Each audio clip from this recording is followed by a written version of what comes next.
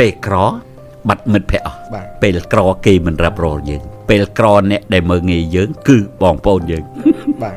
ឯកភាពបើមានបងប្រុសមួយដែលជាច្បងគេហើយអ្នកគ្រប់គ្រងរាប់រងទាំងអស់មានអត់អីតែបើថាបងប្អូន5នាក់អញ្ចឹងមើងងាយគ្នាបែកបាក់មកគូសិក្សាមកហើយមិនដឹងថាបងមានប្អូនមានអីក៏ដោយក្នុងមួយចំណោមហ្នឹង3 4 5នាក់ចុះឧទាហរណ៍ទេមានម្នាក់មានហើយម្នាក់នេះកាត់ឡើងអត់រួចសោះកាត់ឡើងអត់រួចមិនមែនក៏អត់ចង់មានទេតែក៏អត់មានឱកាសក៏រកខីអត់ឃើញមែនអត់តរ៉ាប់គេក៏គេអត់រាប់តរគេក៏គេមិនចង់និយាយសាច់ញាតិយើងនឹងហើយគឺមើងងាយយើងមកគេបន្ទាប់មកគឺសាច់ថ្លៃបងថ្លៃប្អូនថ្លៃប្រមាថយើងមើងងាយយើងពេលហ្នឹងគេឌីលយើងថាម៉េចអាមិនខ្មោចអាមិនខ្មេះអាមិនកណ្ដោតមែនអត់គឺអ្នកដែលប្រមាថមើងងាយ